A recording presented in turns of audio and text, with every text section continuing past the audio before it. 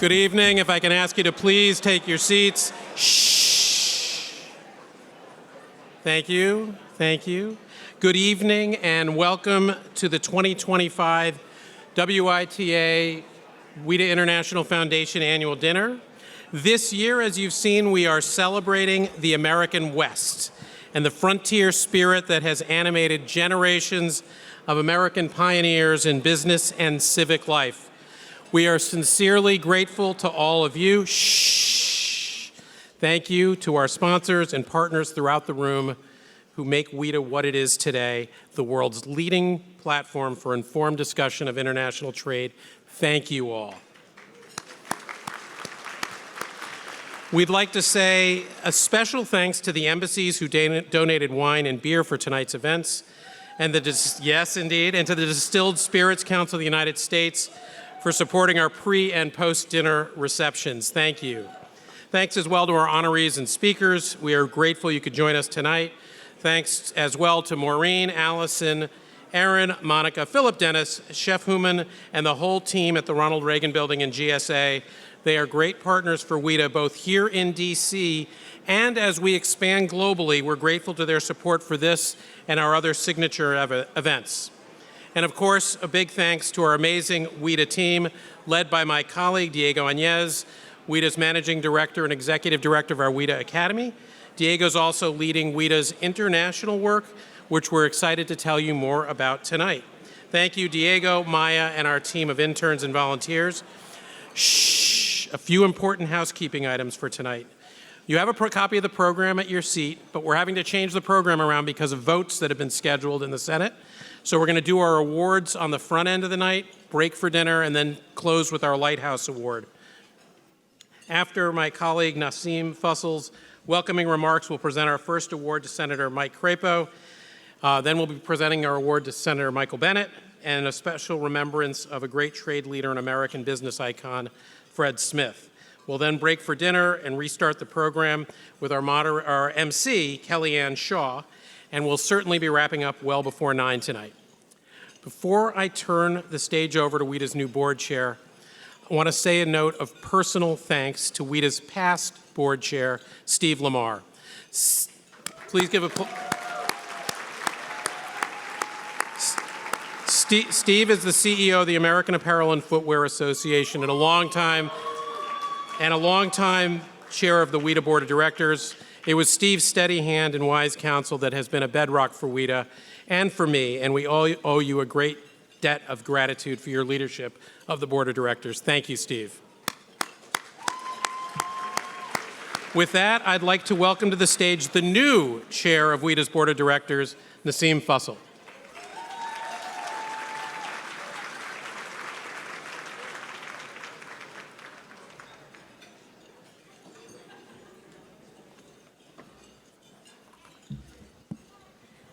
Thank you, Ken.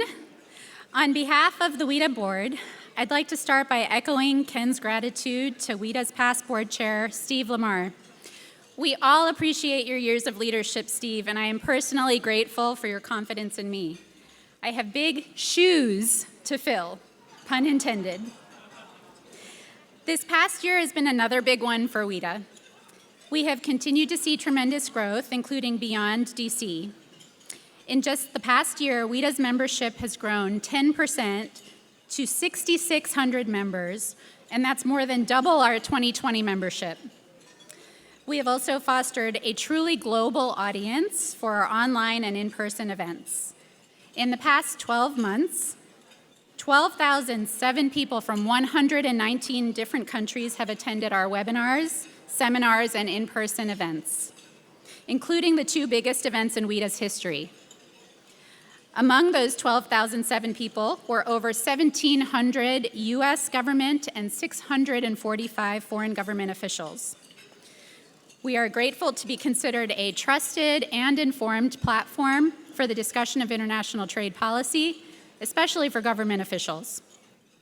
And speaking of government officials, I would like to take a moment to acknowledge the incredibly hard work and many, many, many long hours of the public servants that are here tonight working on trade. So cheers and hugs to all of you.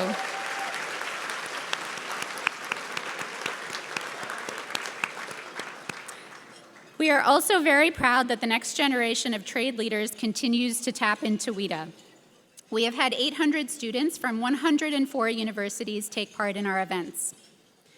Through WITA International, we expanded our training and educational programming to help our global audience better understand what is happening here in Washington. We are taking this even further this year by planning more programming tailored to international audiences and some events even beyond DC and the United States. This year, we hosted our first ever seminar focused on Korean stakeholders, and we'll be returning to the WTO Public Forum on September 17th to host a reception and panel discussion following the tremendous success of our first trip in 2024. I would like to thank the fantastic WITA staff, Ken Levinson, Diego Añez, and Maya Ghazi, for their vision, dedication, and hard work to bringing all of this to life.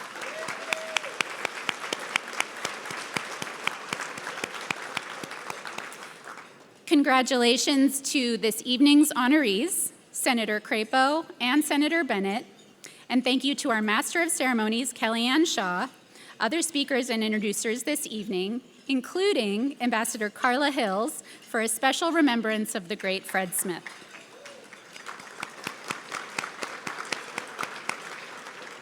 A special thank you to Ted Ostel, the Washington International Trade Foundation president and our dinner chair, and tonight's dinner committee, Sarah Thorne, Bill Lane, Selena Jackson, Stephanie Lester, Ken Levinson, and Diego Añez, as well as to the entire WITA and Washington International Trade Foundation boards. And thank you to our amazing team of volunteers, and in particular the WITA interns and fellows who worked so hard to make tonight a reality. I would like to recognize them, starting with our fellows. Rafael Centeno, graduate of the Florida International University, Callie Hummel, graduate of the University of Tulsa, and Joaquin Amigorena, graduate of George Washington University. And our interns, Audrey Martin of Georgetown, Emily Scott of Queen's University in Belfast, Alyssa Shapiro of the University of Pennsylvania, and Ethan Zen of the University of Nebraska-Lincoln. And finally, thank you to all of the friends and supporters of WITA. This is an incredibly special community, and it is wonderful to celebrate with you tonight. With that, it is my distinct pleasure to invite to the stage a true champion of trade, former Senator Pat Toomey.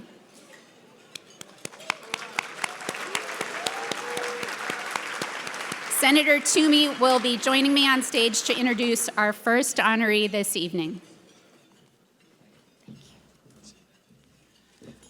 Thank you very much, Nasim. And good evening, everyone. For me, it's a pleasure to be back at this dinner. It was 3 years ago that WITA gave me this award, Mike. And I remember that dinner and the occasion very well. I also want to thank WITA for the opportunity to present tonight's award. We're here to celebrate champions of trade, so it's a great honor for me to be able to present this year's Congressional Leadership Award to Senator Mike Crapo. I also want to take a moment to congratulate tonight's other award recipient, Senator Michael Bennet. Let me say a little bit about Mike Crapo. Mike is not only a good friend, but he is one of the Senate's most thoughtful and effective policymakers. Mike Crapo and I served together for many years. We served on the Banking Committee together, the Finance Committee. And let me tell you, when Mike stands up to speak, whether it's on banking or tax or trade, everyone listens. And not because he shouts. If you know him, Mike never shouts. But because he actually knows what he's talking about, which, let's be honest, makes him a little bit of an outlier on Capitol Hill. Now, I'll get to trade in a minute, but I'd be remiss if I didn't mention Mike's leadership on the recent tax reform legislation, which I think was nothing short of masterful. First, it was Mike Crapo who pushed for the use of a current policy baseline. Yes, that is arcane, but it's a critical tool that ensured that we wouldn't pretend that temporary sunsets are meant to be permanent policy. And although it sounds wonky, and in fact it is wonky, it was crucial for extending the most pro-growth tax policy in decades. And it was no easy feat. Mike had to persuade every Republican colleague of the merits of his approach. Now, I know something about how hard it is to persuade Republican senators. A few years ago, some of you might even remember, I tried to persuade each Republican senator to vote against USMCA on the grounds that NAFTA, the agreement USMCA was meant to supersede, was a better trade agreement. Thank you. Thank you. Okay. I knew I had a staffer here. Well, I persuaded exactly 0 of my Republican colleagues. So I'm impressed that Mike was able to persuade all of his Republican colleagues to adopt an unconventional baseline. The fact that he succeeded is a testament to his quiet, persistent persuasiveness and effectiveness. Equally important was Mike's leadership in making the pro-growth features of our tax code permanent. Lower rates, full expensing, incentives to invest and grow. Mike Crapo understands what some people forget. Uncertainty is the enemy of investment, and permanent, predictable policy is the friend of growth. Without Senator Mike Crapo, yeah, you can applaud that. Here's the thing, without Senator Crapo, those provisions probably would have been extended, but they almost certainly would not have been made permanent. Mike Crapo, you made a huge difference on that. So much of Mike's effectiveness, I think, is attributable to his subject matter expertise and attention to detail. Now, I'll admit, I always thought I was the Senate's top tax nerd, but Mike has me beat. This guy can recite the Joint Committee on Taxation distribution tables from memory and still make it home in time for dinner in Idaho. I'm telling you, he's something.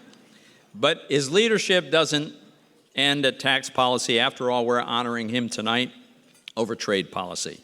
Mike has been a long-standing advocate for international trade, precisely because he understands how vital trade is to American prosperity. He's worked to expand market access for American farmers and ranchers and manufacturers, to modernize outdated trade agreements, and to protect the rule-based system that allows American innovation to thrive globally. Mike knows that you can be pro-America and pro-trade. These are not contradictory. In fact, they're complementary. And Mike knows that when America competes, America wins.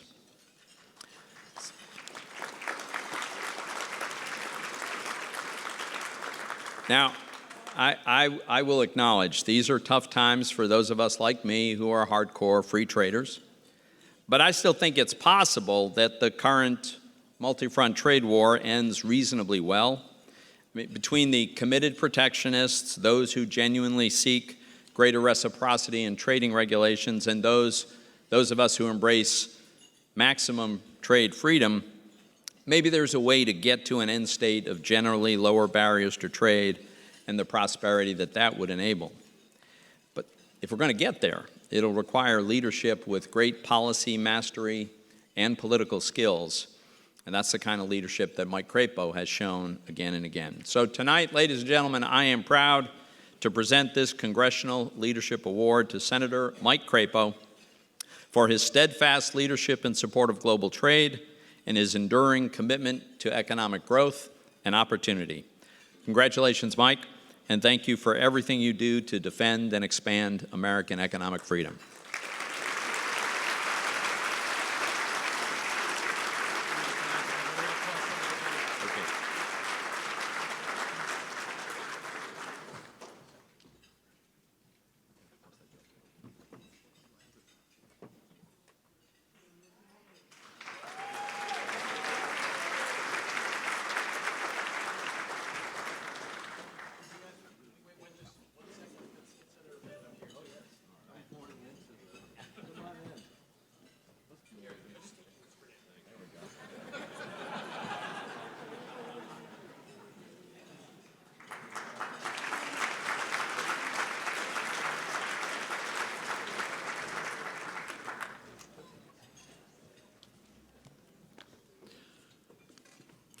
Well, thank you, Pat. I ought to actually just sit down right now after that incredible introduction. And I do have to say, when I heard that Pat Toomey was going to be the one introducing me tonight, I was truly honored. It's as big an honor as the honor of receiving this award from WITA. Pat is a great friend. We go back a long way. We've gone through a lot of battles together. And he is, well, he's not in the Senate now, but he was the tax guru when he was in the Senate. He was the one behind building the TCJA. He was one of the lead, if not the lead, architects of the TCJA. And we all know how successful that was. And that's just one of the incredible accomplishments that Pat had. So thank you, Pat, for being willing to come down and be here with us tonight.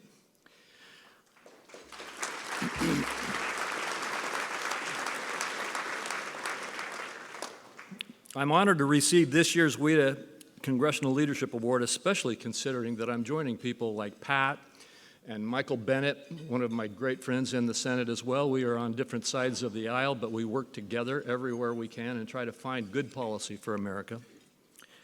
And tonight is not only a great opportunity to connect with old friends, but after the last few months of reconciliation, it's actually refreshing to not have somebody tell me about some part of the tax code they want to fix tonight.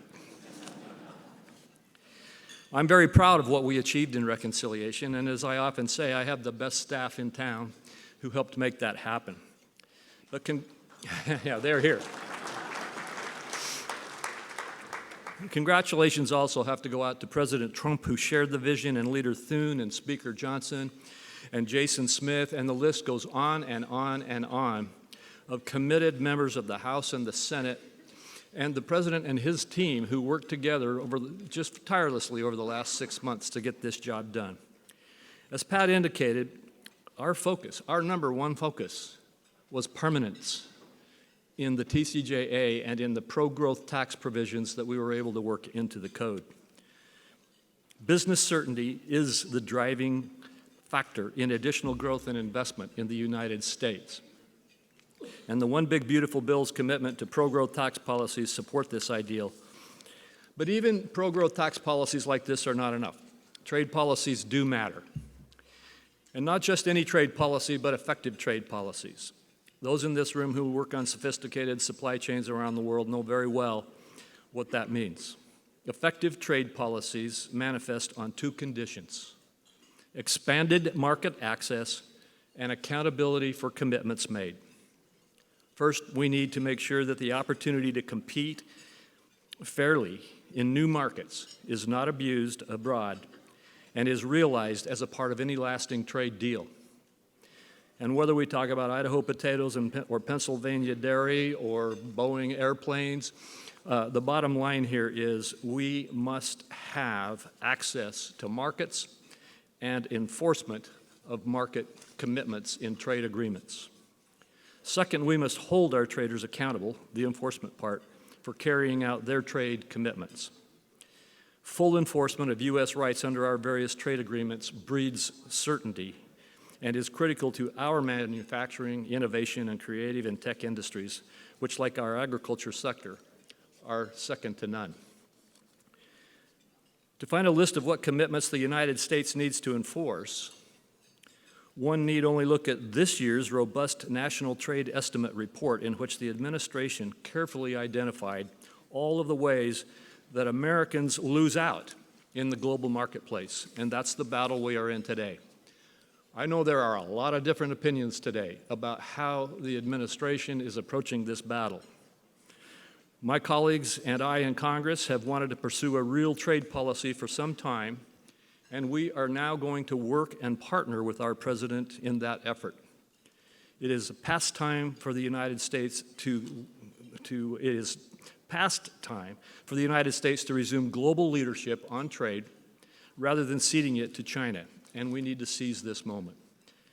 Yes, there's plenty of room for debate on how this needs to be done, but that is because finally we have substantive and novel trade ideas and commitments to engage. My hope is that as we move forward, we can work together, Republicans and Democrats, business and policymakers, to achieve the objectives that give us enforceable, real trade agreements with market access and enforceability. And that's the direction that I will focus on as we move forward to work with President Trump as he works himself to develop market access and enforceability in our trade commitments with our trading partners.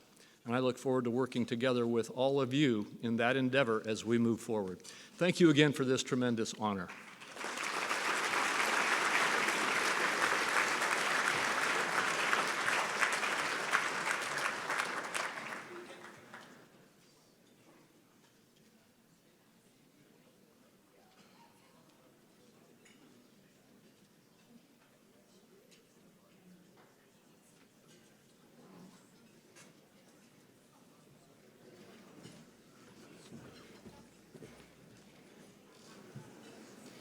Congratulations, Senator Crapo.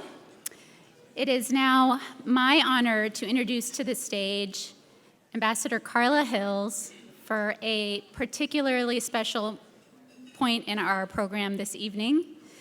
Every year we like to pause and reflect for a moment on some very important contributors to our trade community, and we are at that moment tonight, and I could not be more proud to introduce to this stage Ambassador Hills to lead us through this moment to honor the late Fred Smith, the founder of FedEx. Ambassador Carla Hills.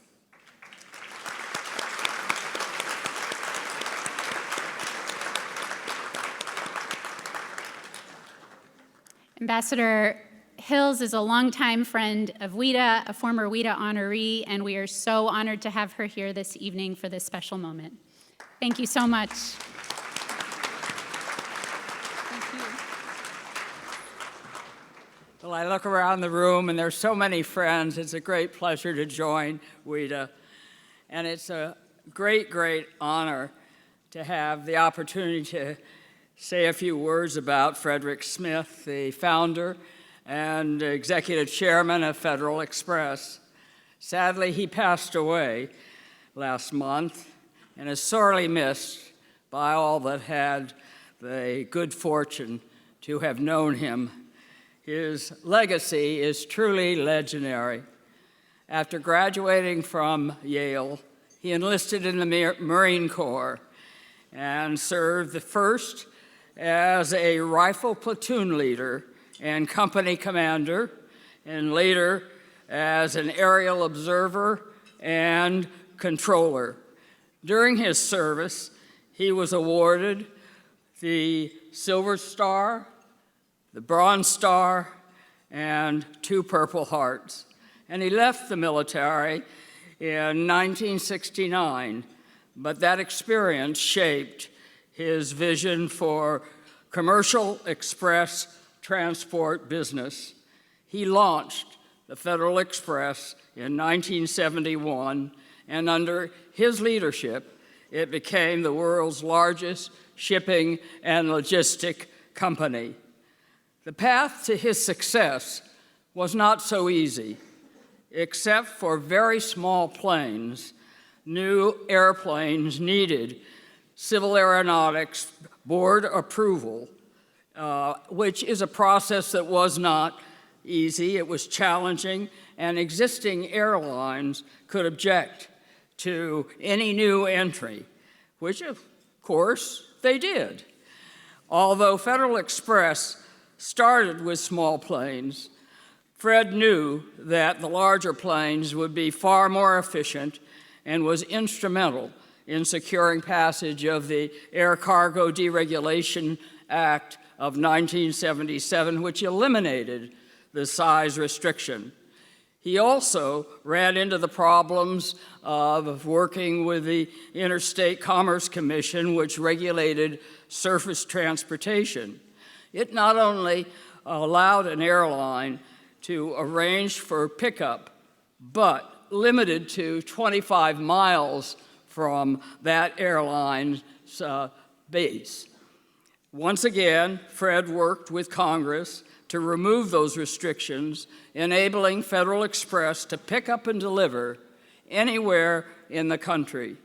And under his leadership, FedExpress became a $94 billion enterprise serving more than 220 countries and territories.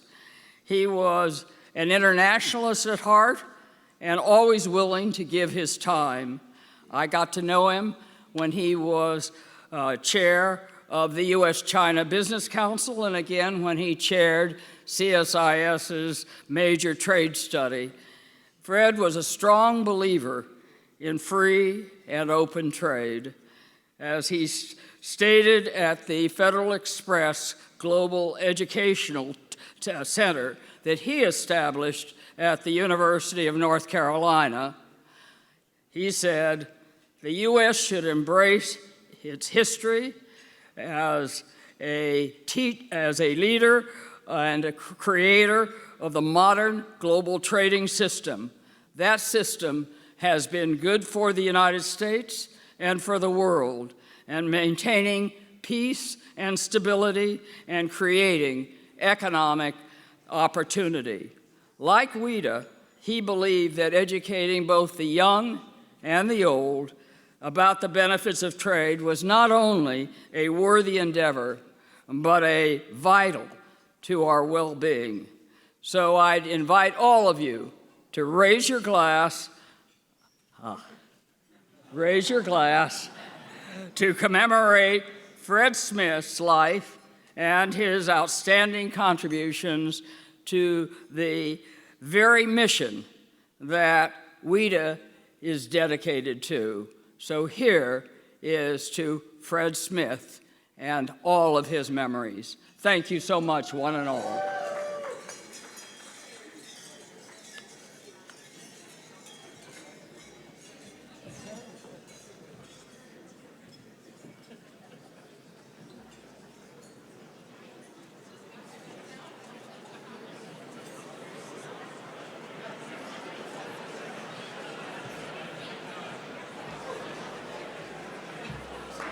All right. Hello. Hi.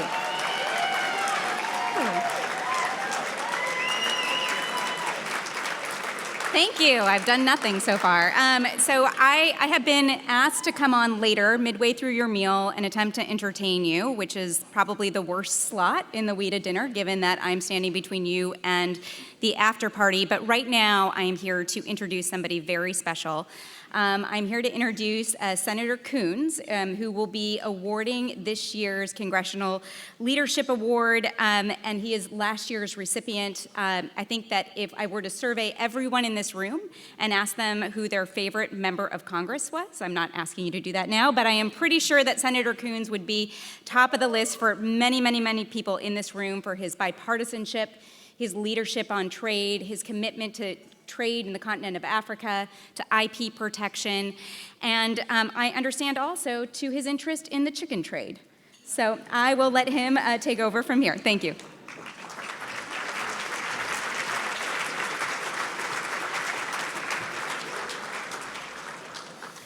Well, good evening, everybody. It is great to be invited for a second year to prom. This year, I feel at home. I was just in Colorado last weekend at Aspen, and this coming weekend, I'll be in Colorado as my son starts medical school, and the Western theme made me feel right at home. And Carla, as I sat down next to Michael, I looked at him and I said, wow, Rick Hills was my moot court partner. And he goes, Rick Hills was my high school classmate. So it was a delight and a blessing to see you speaking about Fred Smith. It's great to see you. And to Senator Crapo, congratulations for everything you've done and for your remarkable leadership. Please give Senator Crapo another round of applause for his great work.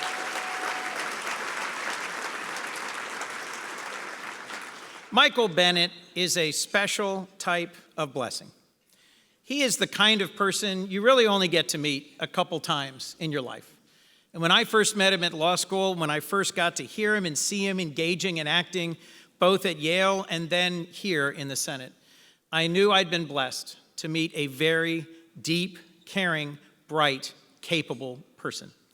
In the 15 years that I've served with him in the United States Senate, we've had a chance to travel around the world, to legislate together, to work together, and I've gotten to hear him use his special and powerful voice on behalf of issues from global trade to civil rights, from fighting for his home state of Colorado to fighting for decency and bipartisanship in the United States Senate.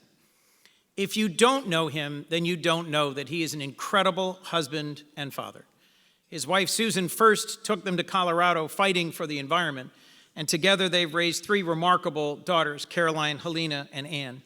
I've had the chance to be with them as a family and to get to see him as someone who carries as graciously as is possible the burdens of public service and representing a big state, and also someone who is centered in what really matters in the long term, one's life, one's family, one's loves.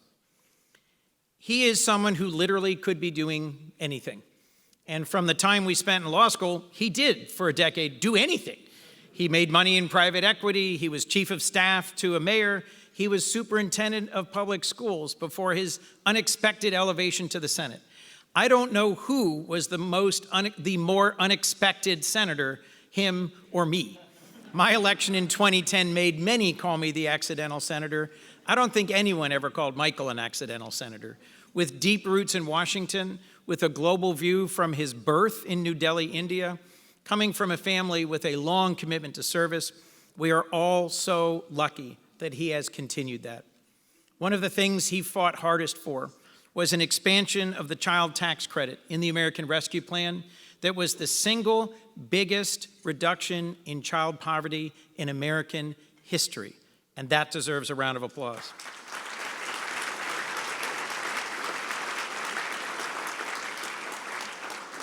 I've heard him lace into my caucus when speaking about one of the most important civil rights issues of our age, which is gross inequality in access to educational opportunity, something rooted in his passions and his values, but also in his experience as a superintendent of schools in a district where he worked so tirelessly to make a difference. He cares about the things that impact the lives of working class families, and he's legislated through things like the No Surprises Act that protected Americans from surprise medical bills. He fought for public lands and natural resources. He stood up for support for Ukraine, and he's been a champion of trade. He's been one of the lead and most important co-sponsors of the Americas Act with the senator from Louisiana, whose name just eludes me right now. Thank you very much, Dr. Cassidy. Can you tell I've traveled a little too much in the last 72 hours? And he's led the fight against tariffs in the United States Senate. So, in short, it was my honor to have the opportunity to receive this award at this dinner last year. I cannot think of a colleague in my caucus more deserving of this award this year or any year, more than I ever have been, than this remarkable, talented, soulful man. I can't conclude without making just a brief reference to the fact that USAID used to inhabit the space on the other side of this building, an agency his father led decades ago. The legacy of his father's leadership under the Carter presidency and of his service here in the United States Senate, from his birth to his future, is an understanding that our world is safer and stronger when we are all connected together, whether by development or trade, whether by a common commitment to free enterprise and free speech, or whether by a common commitment to optimism, hope, and making the world a better place. I can't think of a better honoree for the Congressional Leadership Award than my friend and a friend of progress and trade everywhere, the fantastic and talented Senator Michael Bennet of Colorado.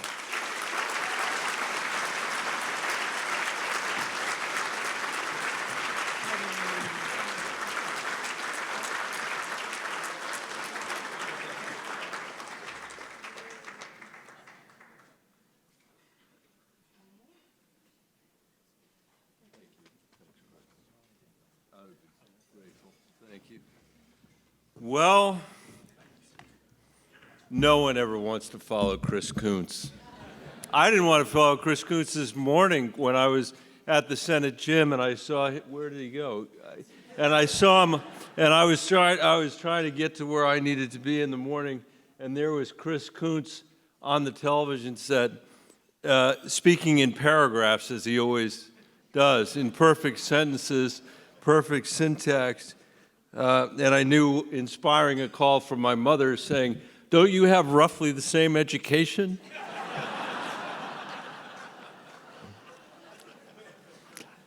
It's a great pleasure to be here tonight with Chairman Crapo, who has done an amazing job in a difficult time as chair of the Finance Committee. And one of the great privileges of being on that committee is serving under his leadership. So I want to congratulate him and thank him for that.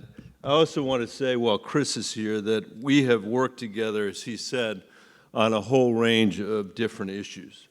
Colorado and Denver are not often, or Colorado and Delaware are not often linked together, although Chris is doing his best. He was out there last weekend, as he said. I saw him.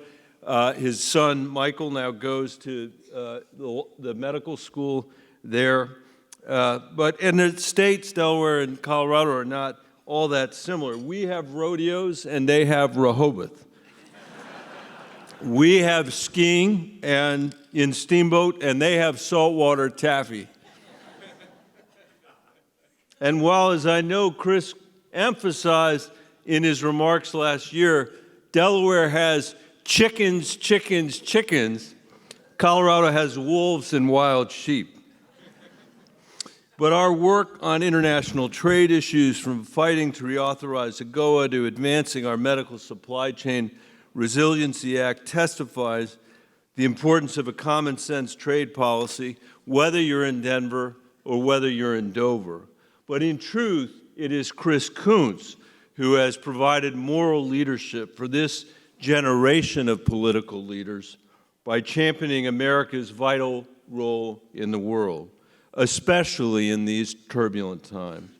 Whether that's leading bipartisan efforts to reauthorize AGOA, championing the need to bolster Taiwan's self-defense, pushing back against China and Russia, supporting the Ukrainian people's heroic fight against Russia's unprovoked aggression, or serving as a body double to the former German Chancellor. I have seen them in this same room, by the way. It's two different people.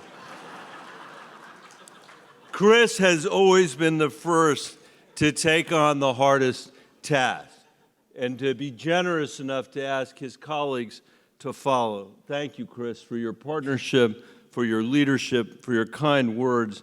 They mean a lot coming from you. And we should give him a round of applause. I'd also like to thank Ken Levinson, CEO of WITA, and the whole WITA board, and all the staff and volunteers who helped us put this event together. I want to thank, I'm going to be talking about a bill, the Americas Act, that I wrote in the Senate, but the real credit goes to my staffer, Santi Gonzalez, who may or may not be here tonight. And as I thank him, I'd like to thank all the former Senate and House staff that are here in the room. We owe you a debt of gratitude.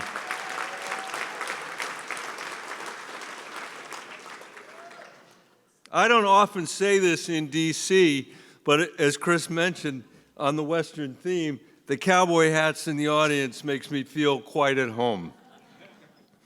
And it's especially appropriate tonight since we are in a building named after one of America's most famous cowboys, Carla Hills' old boss, Ronald Reagan.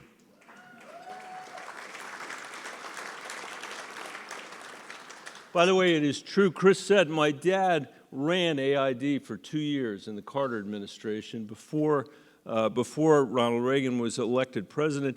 And the 2 years before that, he was Assistant Secretary of State for Congressional Relations when Jimmy Carter sold the Senate on the Panama Canal Treaty. So my poor expired father seems to have done something that Donald Trump does not appreciate. Anyway, it's wonderful to remember him and his legacy tonight. Then he went and became president of National Public Radio, so do the math.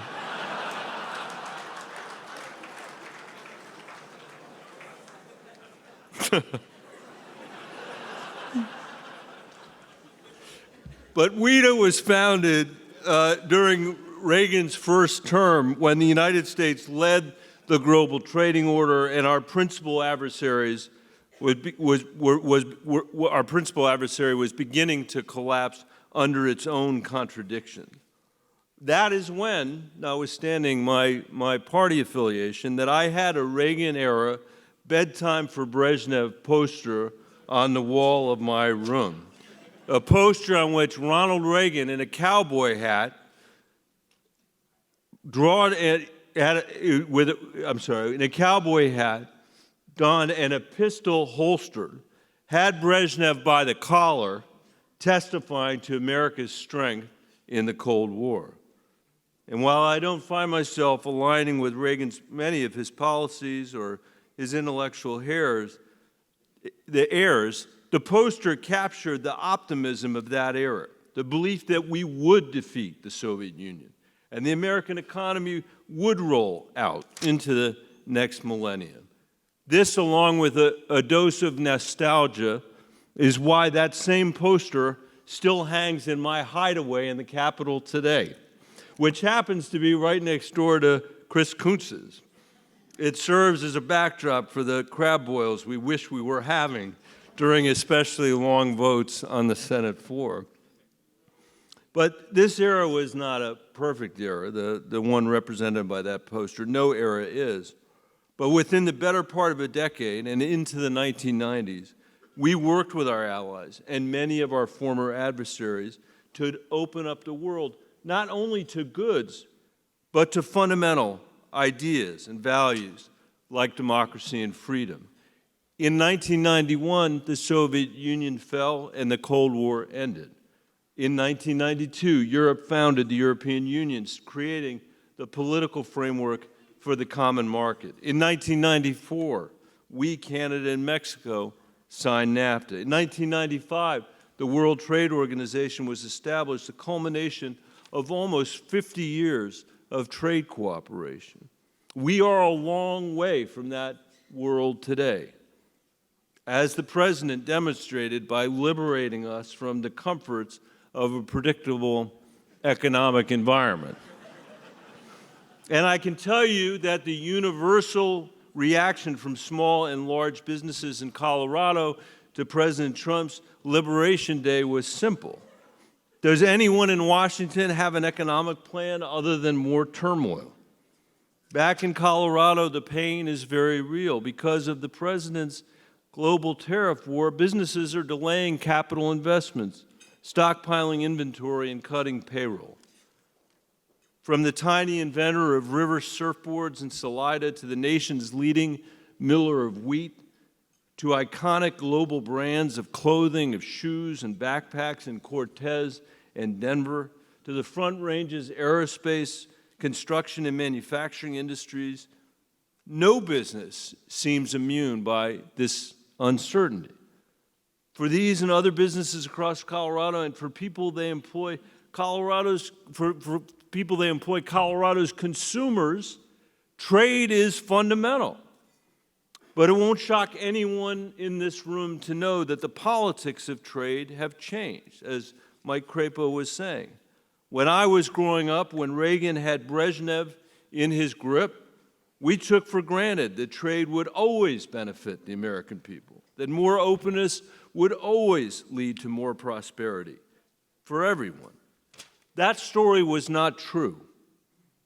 As Mike said, we've seen what happens when unfair trading practices become normalized, when we depoliticize trade and assume its benefits are inherent, when we wrongly think about trade as an end in itself rather than a means to an end. As everyone in this room knows, in this moment, our global commitments, including to democracy and freedom, to say nothing of trade, look different than they did from earlier vantage points. Yet for enduring reasons that are far more significant than the current tumult, I have never believed more strongly that in the end, our principles of democracy and liberalism and freedom will win over principles that are much more at war with human nature. I have no doubt about that. I know Chris Coons has no doubt about that. And I know Mike Crapo doesn't either. And I also think that our current protectionist impulses are going to be temporary as well. But I think it's important to come to grips with the fact that President Trump has identified a real set of issues with respect to globalization and China's entry into the WTO. I was in Aspen this weekend with Chris for the Aspen Security Forum. By the way, I got him to take me, so that's how we ended up in my own state being invited to something. But this was a gathering of some of America's smartest foreign policy practitioners. And while there, I thought about all the times that I had heard panels in Aspen and in Washington where experts on the left and right promised that there'd be nothing but benefits from global trade, and bringing China into an international trading system would only be good, and that holding trade back would be, as the saying went, would be like holding back the ocean. Like most ideas immediately agreed to by everyone in the room, that one had its faults. Those decisions made by politicians from both parties did a lot of damage. And we've seen the wreckage pile up, as Mike said, here in Washington and across the country. There's been a convulsion in our politics, an expression of this country's crippling lack of economic mobility and pernicious economic inequality. This sense that no matter how hard people try, they can't get ahead, and their kids can't get ahead. That parents in Colorado feel like their kids can't afford to live in Colorado. And some of this political discontent, by no means all of it, is a result of adopting an unstrategic and perhaps even utopian approach to trade. But we cannot go backward in some reactionary haze. The American people deserve better than that. Instead, we need a trade policy that is strategic and thoughtful and doesn't undermine small businesses around the country or undermine the social contract that we have. If you work hard, that you're going to be able to live a dignified life. When we approach trade from this vantage point, it becomes clear that working with our neighbors is how we forge a better future here at home, how we can bring critical industries and jobs back to our hemisphere. So a few years ago, I sat with my friend, whose name I know, Senator Cassidy. It's because I'm reading it, otherwise I wouldn't have any idea who it was. And I thought, there is a better and more bipartisan way. We have to offer a positive vision of trade that creates opportunities for economic mobility, secures critical supply chains, and invests in the American people. And that is the Americas Act. This bill, which we introduced last Congress and which we will introduce again soon, will bolster mutually beneficial trade, job creation, and regional stability. It is the only major economic plan in Washington to counter China's growing geopolitical and economic power in the Western Hemisphere. And it's a bill that Coloradans embrace. They understand that Americans share more than a hemisphere, that we share a common history, a economy, and a destiny that we all have to write together. They understand that to compete in the 21st century with China's 1.4 billion people, the United States can't go it alone with 340 million. We have a lot going for us, to be sure, but we can't simply build walls and tariff our way to prosperity. The Americas Act is our opportunity for Washington to renew our partnerships across Latin America and the Caribbean to create shared growth while embracing our values and our shared struggle for democracy and prosperity. The American people do not want to send high-quality jobs abroad, but they do want to trade with our partners. Improved trade with our neighbors makes more intrinsic sense than trade with far-off partners, which is why the Americas Act is so easy to talk about at home. We have no closer partners than those in our own neighborhood. I don't pretend to have all the answers, neither does Mike or Chris. And on international trade, even within this agreeable Western saloon, I know there are plenty of disagreements. But I think the Americas Act would be a pretty good place to start. Reinvesting in our hemisphere, bolstering the economic and national security of our allies and our partners, and ensuring we no longer rely on our principled adversary for essential goods, building a brighter future for our kids and for our grandkids. I want to thank the WITA board for this award. very much. And I look forward to working with all of you as we pursue a comprehensive vision for 21st century trade that leaves no one behind. Thank you for having me tonight.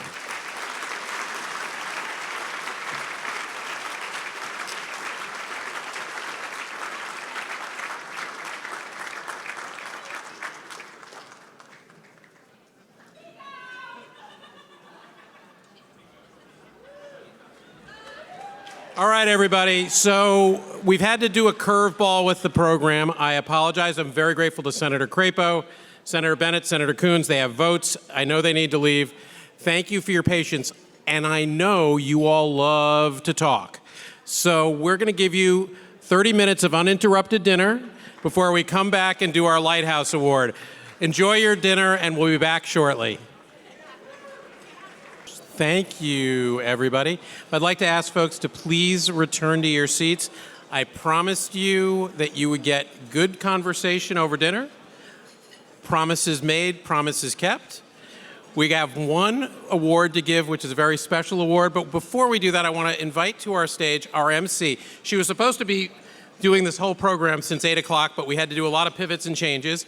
But with that, I'd like to invite to the stage Kellyanne Shaw with Aiken, our our MC for this evening's event.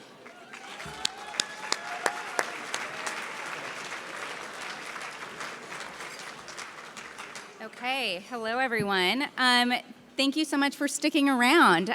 So we'll get you out soon, but just a couple of remarks, mostly about the theme of tonight, which is the Wild West. And I think we can all agree that we've never seen a time in trade like this in our professional careers, and we're likely not to see this repeated anytime soon. And so there are many of us in this room who love tariffs, many of us in this room who hate tariffs, and many of us who like them on the things we like to buy and don't like them on the things that we don't. I just got that wrong. I've had one too many glasses of wine. Anyways, so I am relatively ill-prepared for tonight for a variety of reasons, but I do want to give a shout out to the Aiken team. Where are they? Okay. Who, when they heard I was emceeing tonight, were very supportive and were excited for me. But I do have one small gripe, and that is I asked for jokes. I needed material to keep you all entertained. And I got crickets, except for one person who will go unnamed, who sent me an email that said, in today's environment, the jokes just write themselves, Kellyanne. Like, this shouldn't be hard. And I was like, you know what? He's right. This will just write itself. And I woke up this morning and realized that Josh was very wrong. And so I thought, okay, how do I deal with this? So in the Wild West environment, there are many frontiers, right? Like, that's what I think of when I conjure the Wild West. And there is outer space, there's the deep sea, there's the Arctic, and there's also artificial intelligence. And as a quasi-millennial, I thought, why don't I just ChatGPT this? So I put into ChatGPT a prompt for all of you. If I were to deliver 1 to 2 minutes of material for a room full of hundreds of trade professionals, lawyers, lobbyists, negotiators, diplomats, business leaders, what would you say about trade, tariffs, and current events? And I want to share with you what ChatGPT thinks about us. So this is participatory. Knock, knock. Steel. Steel waiting for that exemption we applied for in 2018. Yeah. Oh, congratulations to USTR's General Counsel. Yeah. All right, I've got one more for you. Knock, knock. Quota. Quote a lot of lawyers reviewing this agreement. All right, so ChatGPT thinks we're a little boring. But I'm going to pivot now and ask a final question, and that is, does anybody like my outfit? Right? It's good. Yes, and we're all a big fan of Eric E. Torrey. Thank you very much.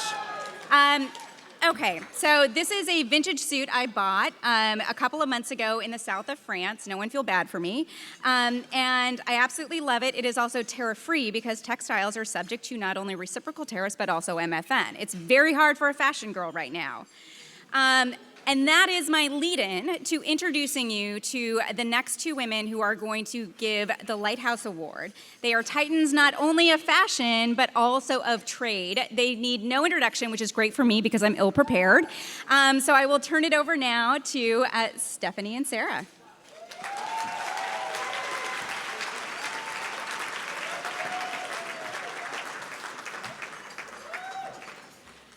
So fun. We have like one name like Cher now. It's good. And you do this long enough. So, Stephanie and I are delighted to be here tonight to present the Lighthouse Award. For those of you who are new to WITA, unlike our other awards, the Lighthouse Award is a surprise. It's given to one of you, so straighten up, a member of the trade community who over the course of his or her career has led the way in trade policy or advanced the understanding of trade within the broader community. We call it the Lighthouse Award because the recipients reflect the vision of a lighthouse. They are beacons of light providing guidance to both warn and assist trade practitioners to navigate stormy weather. They have come from the press, Congress, the administration, think tanks, and the business community. They have distinguished themselves because of their commitment to trade, their character, and their ability to navigate rough waters to guide trade policy towards a place of more hope and security.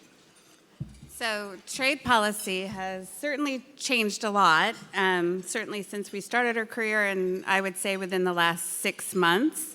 That it is weird to educate your business on like numbers like 232, 301 and expect that they actually know what you mean. And there's just so much going on, and I'm always like, wait. And people are like, what are you doing while you're looking at your phone? I'm like, I'm doing my job. I'm checking Twitter.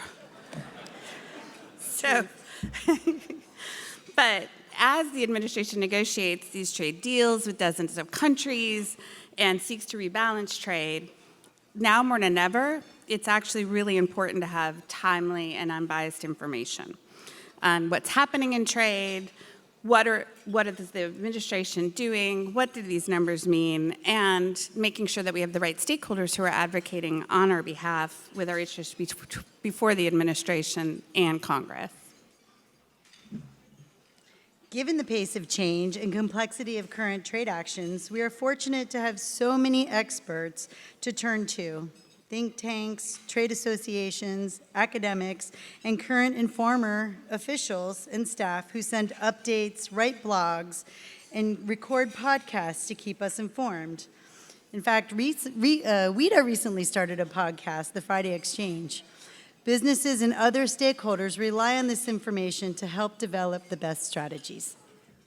So, given all this great work, how do we narrow down our selection to just one person? Maybe we should focus on someone who educates, but also advocates for trade interests. Perhaps someone who is so tenacious that they generated over 225 email exchanges with the Department of Commerce on an issue that they were so passionate about. Maybe someone who developed a passion project that informs nearly 1,500 people with a weekly trade update, a side of humor, and headlines like, "A rising tide lifts all export restrictions." "Here's my number, so calls ye lately," and Habemus Dealum, which came out around the time we got a new pope and some trade deals.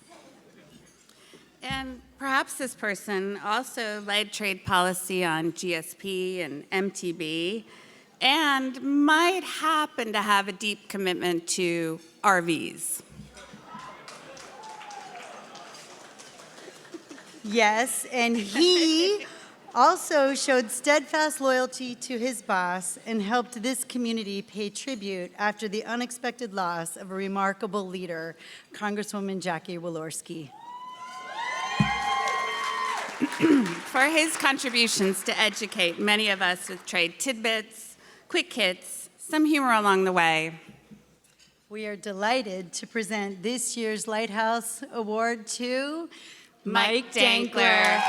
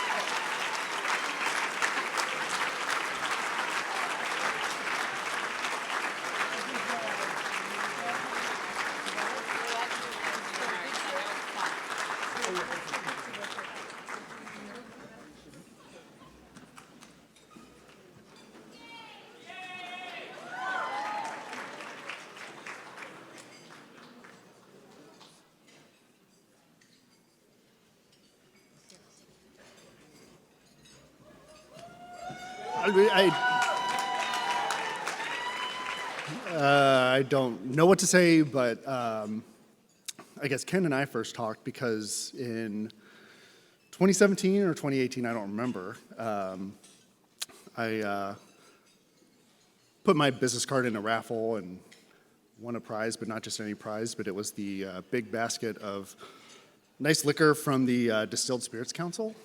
And we had to double check if that was okay with ethics, which it is.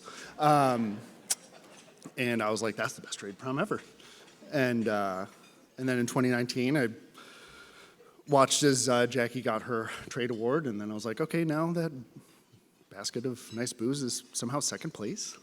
And now I guess it's third. So it's kind of weird. You feel like you're Forrest Gump sometimes. I guess a couple thanks to, I wouldn't be a staffer without bosses, so to Peter Roscoe, my first boss, who gave me my start on Capitol Hill. I don't know if he's here or not, I haven't seen him, but obviously to Jackie, who just was amazing and will always be on my mind.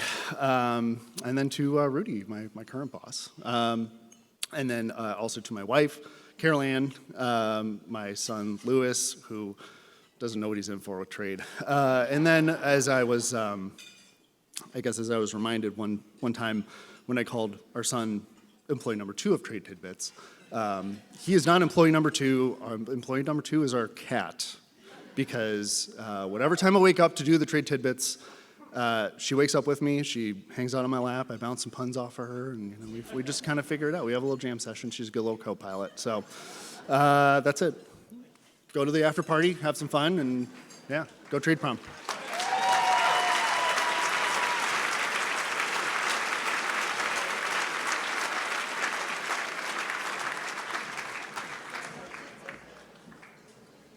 All right, well, congratulations to Mike Dankler. I think many of us in this room have loved working with him for years.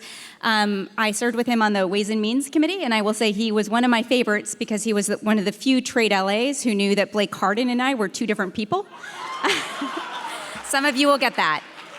So this is your official close of Trade Prom 2025. Thank you all for coming. I think that Mike stole the show, but the flower arrangements are yours to take home. Everyone should drive home, scoot home, walk home safely. The after party will take place in the other room where you entered, and feel free to take a gift bag. Thank you very much.